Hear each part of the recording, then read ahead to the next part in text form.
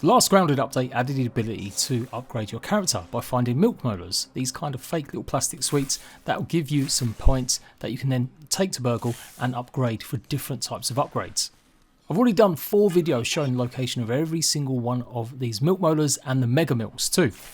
Today though, I'm using a cheat that I can get maximum upgrades and show you guys what to expect eventually when they add even more. So I'm going to upgrade, give you some tips and hints about mutation combinations and what upgrades you should be aiming for first. So hopefully leave a like if you find it useful, and let's go. First off, you're going to need a tier 2 hammer. Obviously just outlining the basics just in case you're really new to grounded and you haven't checked out the update in a while. Once done, you can then come to Burgle and it will direct you to do so, and you can upgrade. You can reduce your thirst rate, your hunger rate, increase your stamina, your health, and the amount of mutations you can have. Grounded changed recently. Instead of having 3 mutations always that we was able to choose or slots, we now only have 2, but we can upgrade them to 5. On top of that, the Mega Milks, these allow you to increase your consumable stack sizes, as they've just nerfed it and reduced it further in this update. As same goes for the resource stack sizes, and the same goes for arrows. So straight away, there's no messing around. The best ones you need to upgrade first should be things like max active mutations.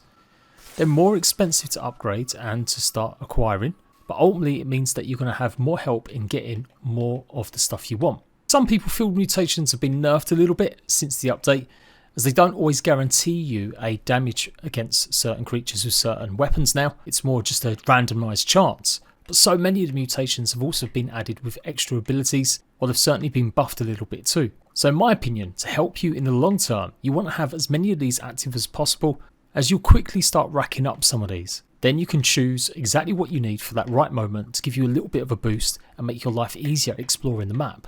By the time you've got a tier 2 hammer to get all the milk molars, then you'll probably built up a bunch of these mutations already. So you should know by now, if you're creating a foraging build, you need to get resources to build your base, then you want stuff like the Grass Master and the Rock Cracker.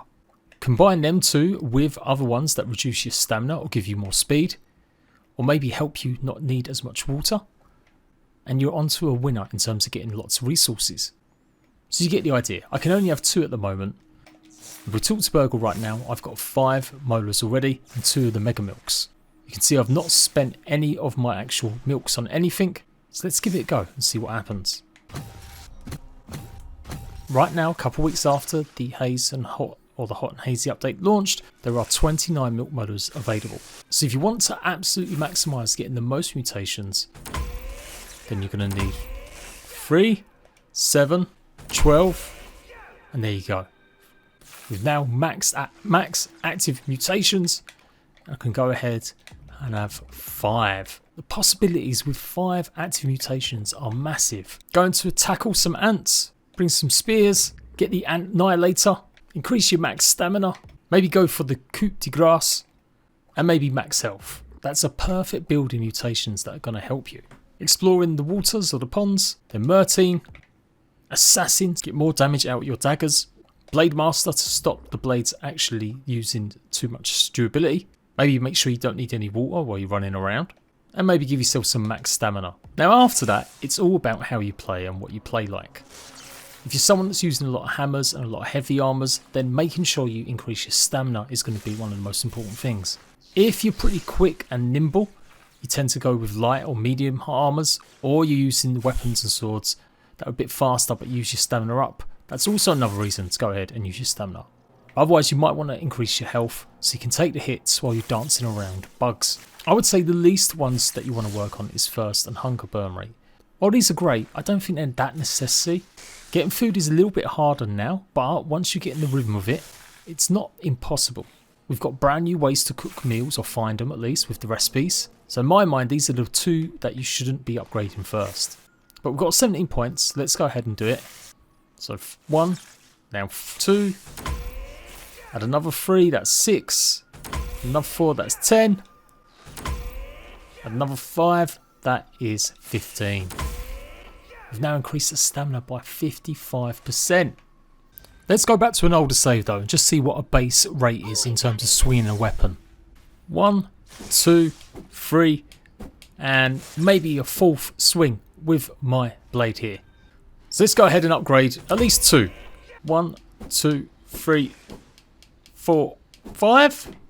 So you can see a big difference. That's an extra hit just by upgrading twice. Now let's do it all the way, baby. 1, 2, 3, 4, 5, 6. So maybe not as great a little upgrade. Obviously it still depends on what you're using. Let's try it with a different weapon. 1, 2, 3, 4, 5, 6, 7, 8, 9, 10. So again, let's do it by 2.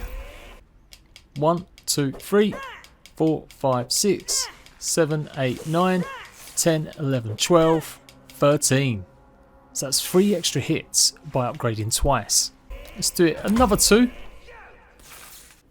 1, 2, 3, 4, 5, 6, 7, 8, 9, 10, 11, 12, 13, possibly 14 there. So it's always relative to what kind of weapons you're using, but hopefully I'm giving you the idea.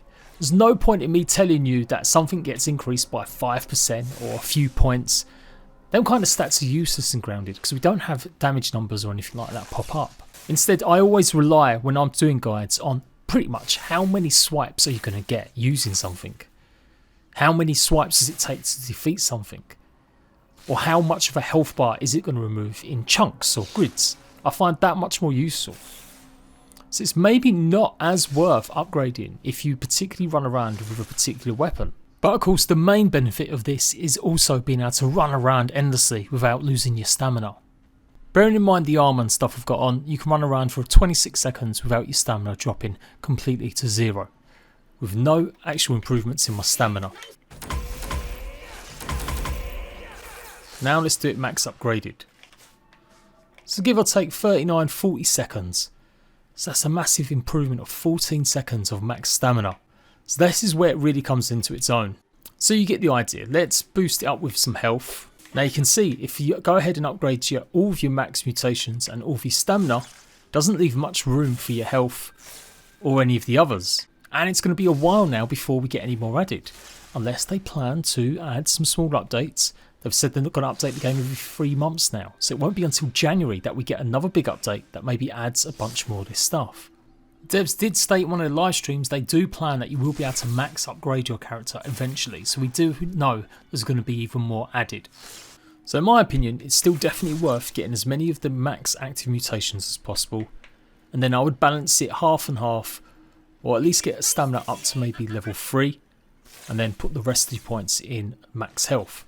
That's the kind of build I personally would go for.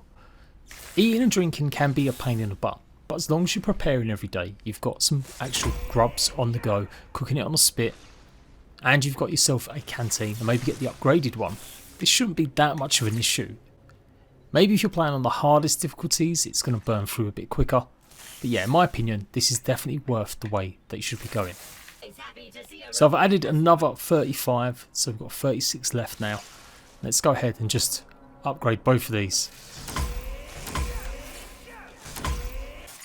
So there we go, I've fully upgraded all of my stats now. My thirst and my hunger rate is going to go down by 50%. I've increased my health and my stamina reduction by 55%. And I've now got a huge amount of active mutations. I am invincible!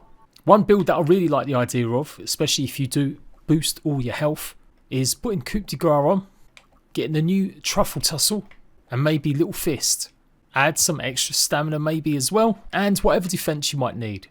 Some smashing or stabbing resist, or some ant defense. You can become a proper little boxer. Now let's try it with the Mega Milks. For me, absolutely with this, it's got to be the resource stack size. It absolutely sucks that you can't carry more than 10 of certain items in the game now. So you should absolutely be upgrading your max resource stack size with your Mega Milks. If any of your friends join you in the world, then obviously they will go and upgrade their consumable sizes. And I'd say the arrow stack size is probably the least one that you want. And then after that, it's up to you. If you've got friends joining, you could have it so that the max arrow stack sizes could increase. Or you just want to hold more consumables. 3, 6, 10... And there we go, I've now increased my stack sizes to 25, but it did cost me 15 of the Mega Milks. That's like half of what's available in the game at the moment. In fact, there is only 22 normally megamilks in the game. So I still think you're better off upgrading all of that and then probably going for consumable size. I wouldn't say you need as much. If you're running around with over 10 different foods in one stack and you die, well, you've lost all your food there. You should really only be taking around 3 or 4 max food with you. The exception to this, of course, is whether or not you're actually gathering resources. Maybe you're trying to get as many food bits as you can, or mushrooms, then it would come in handy to be able to hold a lot more, especially for building. But that's pretty much all you can do. You can get up to level 3 and max out one of them. So it should cost another 24. Let's see if my maths is right. There we go. I've now maxed out my character completely. Arrow size 35, resource 25, and consumables at 20.